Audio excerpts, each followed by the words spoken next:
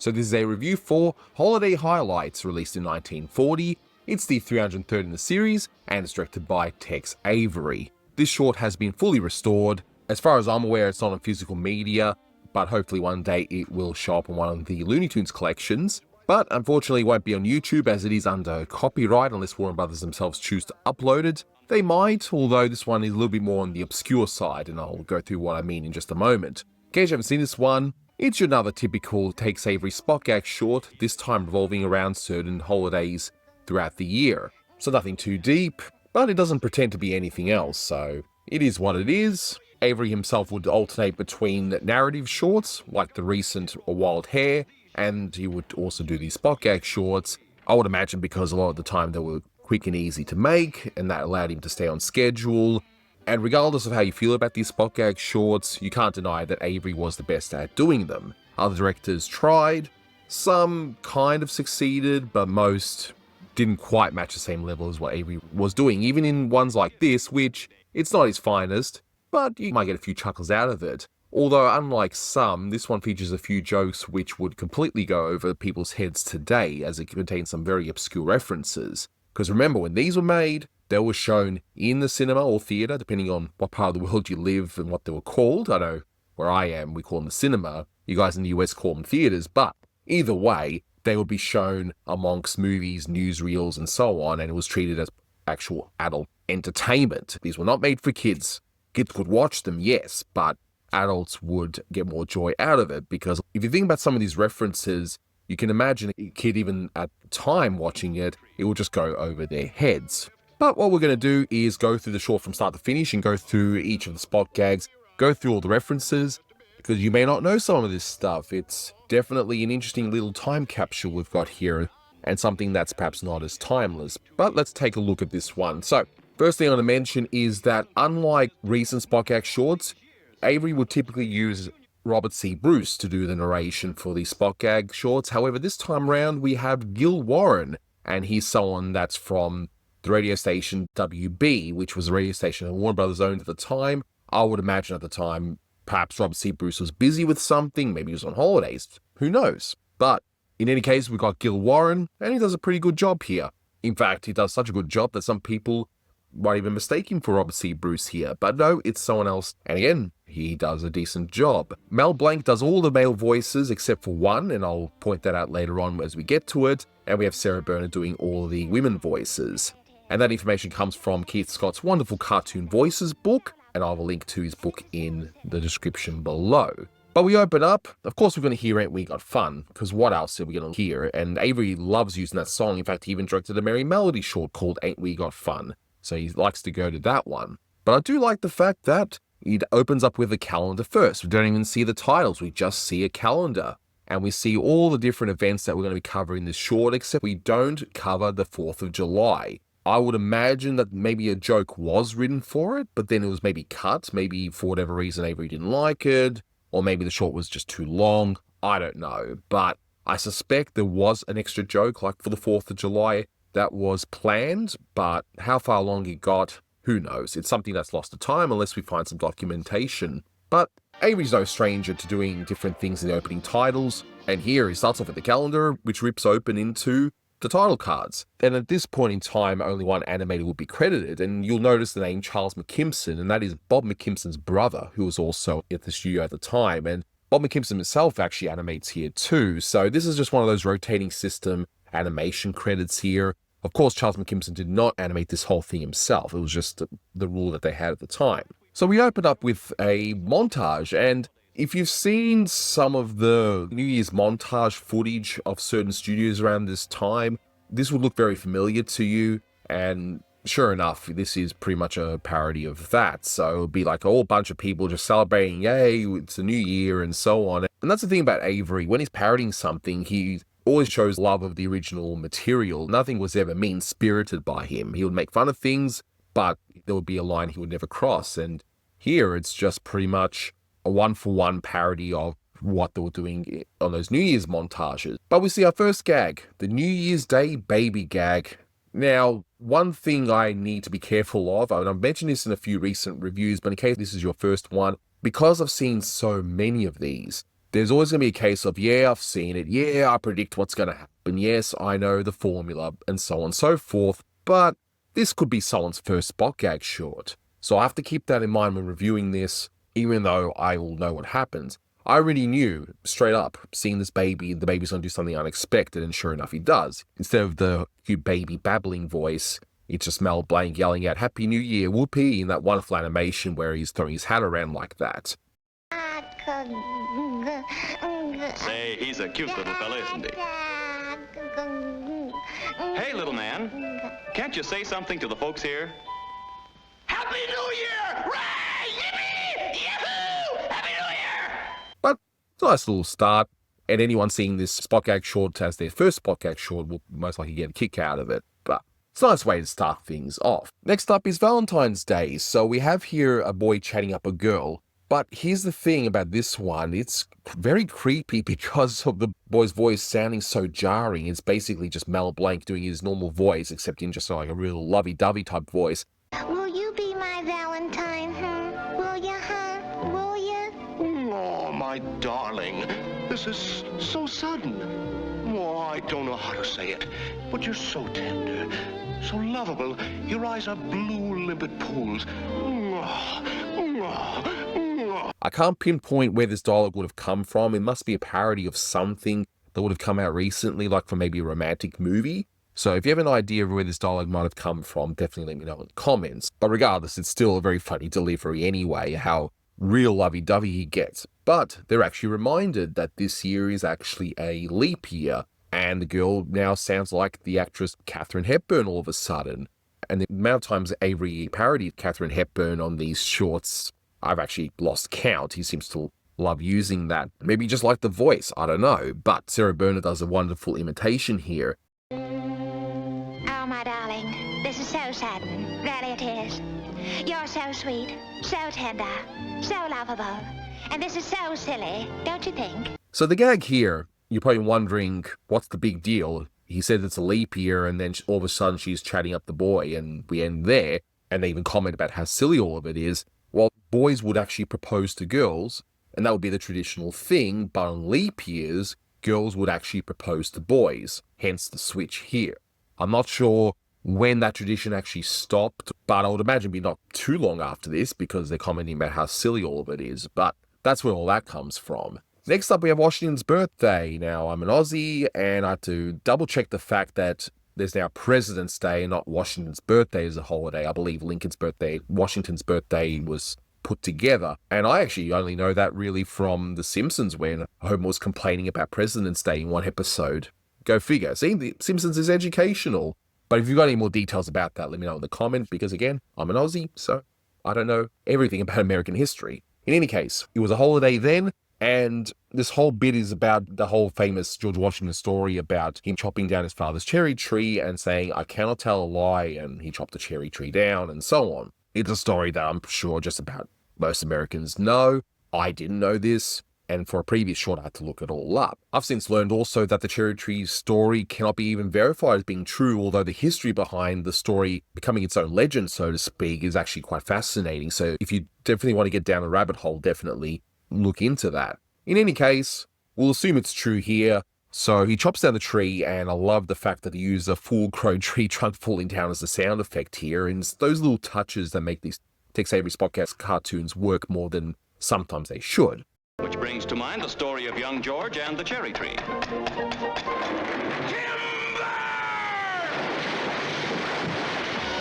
But we see that the father is all shocked. He hears the tree falling down, he rushes out, and his wig even flips off at one stage, and he talks in the old-timey voice, dost thou, and so on.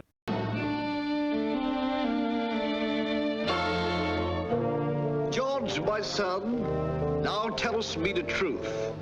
As man to man, didst thou chop down yon cherry tree?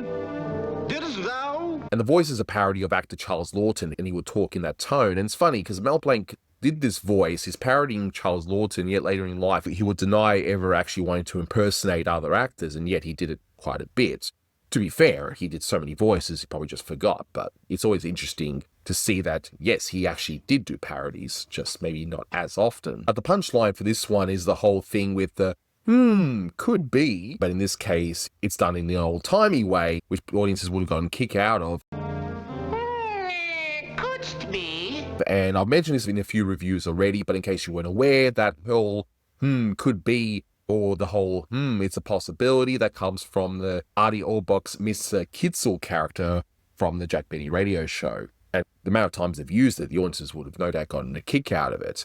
But watching this with the perspective of what audiences would have known at the time, it's actually pretty funny. It's like a nice little twist where instead of saying, I cannot tell a lie, he just does the whole could be thing. It's quite amusing. Then we see Arbor Day, which of course involves trees and trees being planted. And in the cartoon world, what do dogs love more than bones? Trees. And sure enough, Avery goes down that whole route with, hey, the guy's planting the tree, he's given instructions by a dog, and the dog is seemingly happy with the fact he's going to get a new tree to do his business on. Sure, why not? Over to the left, a little more, down, up a little now, over to your right, just a bit, more, there, that's it, right there, that's okay. I like the next one though, which is Easter, and I like that cute little bunny, and again, whenever Tex Avery parodies cuteness, he always does it so well. So this bunny is just so ultra cute, parodying Disney, of course, as he does. And we see this fox coming up, which looks semi-realistic, or at least realistic enough for our purposes anyway. We all know, again, if you've seen a lot of these, you'll know what's going to happen, that the fox is going to turn into something else. And sure enough, he goes from almost realistic to this really dopey type fox. And that's the voice that sounds like Lenny from Of Mice and Men, which would have come out a year earlier.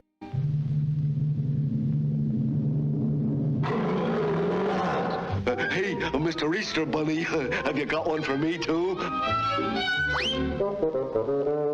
Avery himself has gone on record saying how much he just loved that movie because he thought it was actually funny. Take that what you will, okay? Because Lenny's supposed to be a mentally challenged person in the story.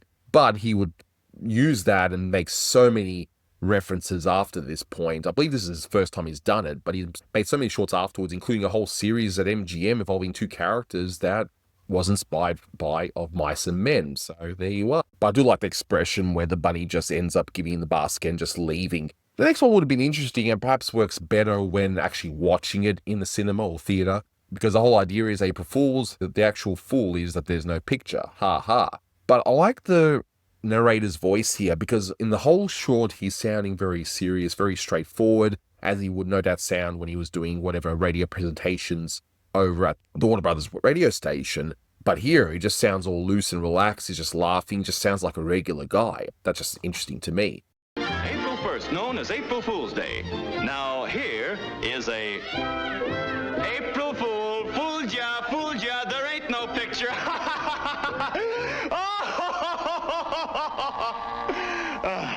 But we see the management put in saying, hey, tain't funny, McGee. And that is a reference to the radio show Fibber McGee and Molly. And the character of Molly would say that in her Irish brogue. So she would say, tain't funny, McGee. And I know I don't do the best Irish impersonations, but I'm sure you get the point. Now, I like the next one because of just how ridiculous and cold it is. So you see what looks to be like a rotoscope of this old lady character. She's sitting there. She's even got in the background this slide viewer, which was an interesting touch. That's kind of like a Viewmaster type device where you could see a story and looks like a three-dimensional image. If you have a chance to look through one, definitely do so because it's quite fascinating. But she's sitting there waiting 20 odd years for her son. And I just love how plain this gag is, that the son is coming back after 20 or so years and he just ends up being nothing. It's just, hello, mum, hello, son, goodbye, mum, goodbye, son, and that's it. Sweet little mother patiently awaiting the return of her long-lost son, whom she hasn't seen in 22 years. Listen, footsteps. He hasn't forgotten his dear old mother in all these years. What a joyous reunion this will be.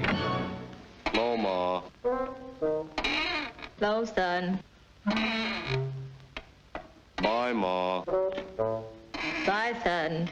We even hear the sound effect of the rocking chair just over how cold it all is. And this bit is pretty much a parody of The Grapes of Wrath, which would have come out not too long before this short was released. Now, next one is a tough watch, and this is more on a personal level, if anything. I mean, don't get me wrong, it's really funny, but my goodness, it's kind of depressing. And I'm sure some of you might be watching this going, yeah, I can definitely relate to this, but let's get through it. So, remember how I mentioned before that someone else did one of the voices aside from Mel Blanc? Well, we hear Tex Avery himself doing the voice of this college dean, and this college dean looks like he's doing an imitation of the character called the Great Gildersleeve. He mentions McGee, who is this graduate student, and the Great Gildersleeve was a spin-off of the show Fibber McGee and Molly, which was on the radio at the time, so that's what all that is. Now, McGee, since you have been chosen the student most likely to succeed, it gives me great pleasure to present you with this diploma. You are now equipped to take your place in society. Good luck, McGee. But I love the build-up of this one where you see, okay, June is graduation month, McGee is the top-performing student, here's your diploma, and we end up hearing Hail to the Chief as he's marching along towards his future, having this big, bright career after going through university or college, whatever you want to call it.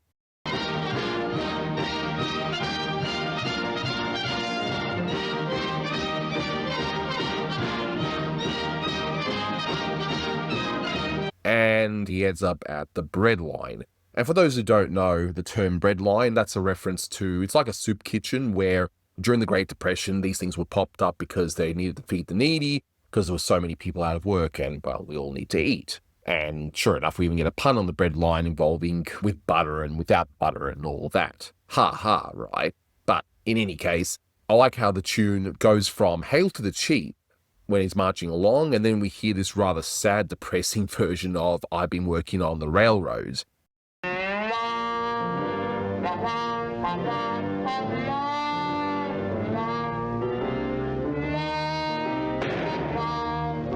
Take it easy, McGee. And then we get that added punchline that the actual dean himself is in line as well. So how is this depressing? Well, if you're someone like me who's gotten a degree that's ended up being useless and not leading to work, well, you can sort of relate to this. It's like, all right, you got your degree, now get to work. Oh, you can't find a job. Okay, go on benefits. So, yeah, it is what it is. I'm sure some of you can relate, maybe not all of you, but it's still a funny gag. And honestly, this is probably my favorite gag in this entire short because of just how well done it actually is in terms of its timing and just how it's all built up to this. While it's sort of timely now with people getting so-called junk degrees which don't lead into work or anything, back then it would have been a case of, well, it's a Great Depression, there's not much work out there, so you say, all right, you got your degree, now you're going straight to the breadline. So there's that too. The next one is very obscure, and this would go over a lot of people's heads today. So we see that it's Halloween, and all we see in this scene, which would have been very quickly animated, is this witch just going by as though it's a plane holding up a little advertising flag. And then there's a thing about a $1 promotion. From what I could find about a $1 promotion is that during the Great Depression, which again, America was still getting out of, and they would only truly get out of once they got into World War II, certain businesses that were struggling during the Great Depression, as well, not many people were spending money because they didn't have jobs. It's just one of those perpetual cycle things. So one of the ways they would try and boost things up is have promotional dollar days. And in this case, well, it took place on the Monday, even though Halloween this time around, according to the calendar, was actually on the Tuesday. I actually looked back to see if it actually landed on the Monday, but it actually didn't. And on these days, you would have items that would usually sell for a lot more. They'll be sold for $1, and there'll be things that they just maybe want to get rid of. And as you can imagine, for cash-strapped people, that's definitely a boon, and that would help stretch whatever limited income that they have go further. So that's what I believe that's in relation to. Regardless, I actually love the background in this one here, even though the gag is not particularly funny. It's incredibly topical for the time period, but here's another topical gag that's people today wouldn't even realize, especially me as an Aussie, where we don't even celebrate Thanksgiving here. We only know Thanksgiving through American movies and television. But in any case, you see here that there is a thing about 2 dates where you got Democrats and Republicans celebrating Thanksgiving on a different day. So from what I was reading, some people have provided explanations for this one, and they've done it pretty well here. So to summarize, before 1939, Thanksgiving actually was not a fixed date. and the date was given as per presidential Thanksgiving proclamations every single year. Lincoln began that holiday, and most people just went along with the fact that the Thanksgiving is the last Thursday of November. In 1939, so this is when this short would have been actually made, President Roosevelt changed the date, and a lot of people weren't exactly happy about it. Then there was a lot of controversy over it, and at the end of 1941, Congress passed a law and they established once and for all that Thanksgiving was going to be the fourth Thursday. So the two different dates thing would have been the two different parties being upset over the fact that the Democrats established one date and the Republicans wanted the other date. And that's where all that comes from. Thankfully, though, you don't need to know that to enjoy the gag. I mean, I love this gag, where you see all these wonderfully rendered humans. Of course, they're doing their Thanksgiving prayers. We pan past and we see that the person saying grace is not really a person. It's actually the turkey himself. And I like the fact that at the end of all of it, he goes, and thank you for this lovely turkey. And the reaction there is fantastic.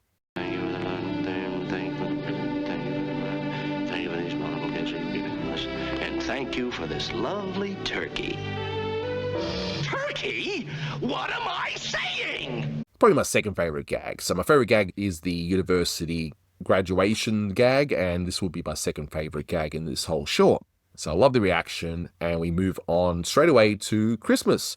And we see that Santa has got the whole bells happening, and he must have been a victim of the Great Depression too, because I guess he's making some extra cash selling good rumor ice creams as opposed to good humor ice creams. And the whole thing, I guess, is that original good humor ice cream vans had the bells on them, similar to what bells you would hear in a lot of the, jingle bells. Ha ha. And we even hear Silent Night too, because why not? And we end up with a gag that's okay. At least it looks nice here. I love the designs of these floats. So we have the New Year's Day floats on Rose Day in Pasadena. So we see one normal one, and then we see one where, okay, it's a reference to the Lone Ranger. So you see the Lone Ranger, very popular radio program at the time and a movie serial as well. But I'm not sure what that has to do with the Encino Chamber of Commerce. I don't know. And I really did look this up, and I tried to see what on earth is there the two connected. Was an actor a part of the Chamber of Commerce, or did they film the serial around there and all that? I give up. I've tried so much. I mean, granted, I would need probably more time to research it further, but if you have an answer as to what all that could mean, definitely let me know, because no one seems to have the answer here. So if you know it, well, not only myself, but a lot of people I'm sure would thank you for the answer. And naturally, because we already had one dog wanting to do his business against a tree gag, well, we've got to have another, don't we? So we see that the final gag, which is similar to what Avery's used before, in a gag called Cross Country Detours, where you had the giant redwood tree as a punchline at the end. Here, we see a float, that's those giant redwood trees, and that's that. And we end right there. So, not a strong ending, but it's an ending. So, again, this one's one of the middle of the road spot gag shorts, and this is definitely Avery going through the motions, but at least it's still professional, and this is still funny. It's one of those occasions in Looney Tunes where a lot of the references would go over the heads of people today.